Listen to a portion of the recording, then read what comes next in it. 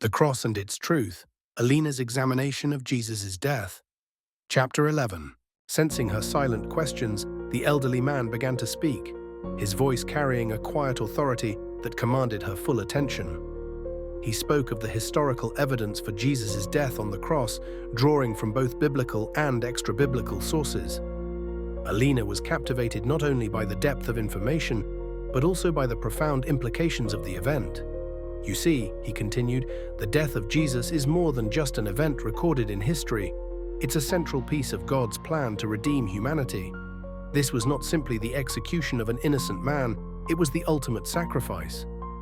Jesus died for a purpose to bear the sins of the world and open the way for reconciliation between God and humanity. Alina's mind raced as she considered this. She had always heard about Jesus' crucifixion in church, but now, hearing the detailed evidence and the broader context, it felt more real, more significant than ever.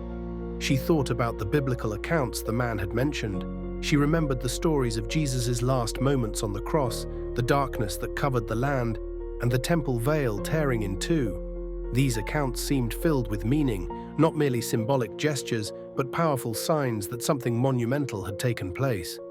You mentioned non-Christian sources confirming Jesus' death, Alina said.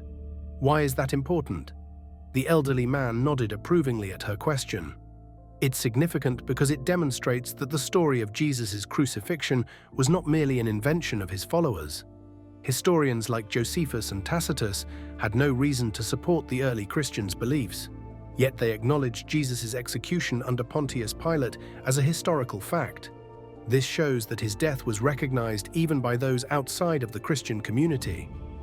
The man paused, letting the gravity of his words sink in. The historical evidence gives credibility to the Gospels and reinforces the truth that Jesus was a real person who lived, taught, and died in first-century Judea. His crucifixion isn't just a religious claim.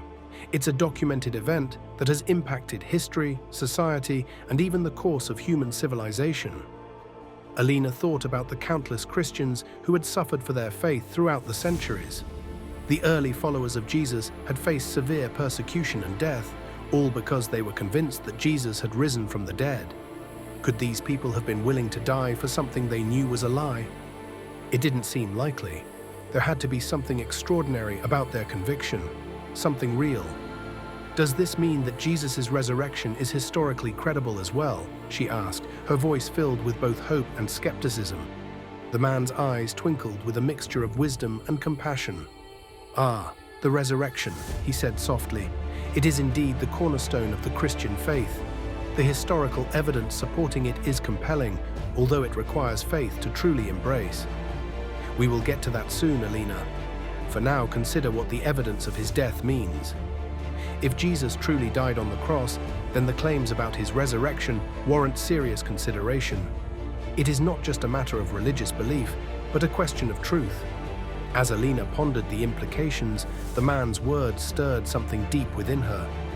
It was as if a veil was being lifted from her eyes, revealing a glimpse of a reality she had never fully considered.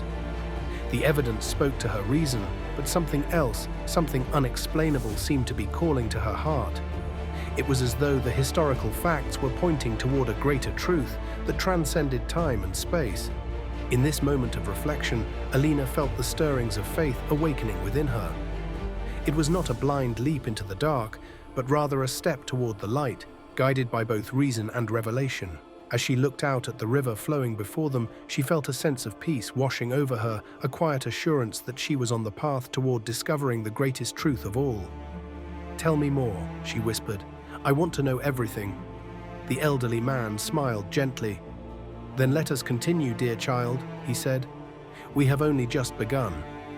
As Alina walked away from the river that evening, her heart burned with a newfound desire not only to understand, but to share the hope she was discovering.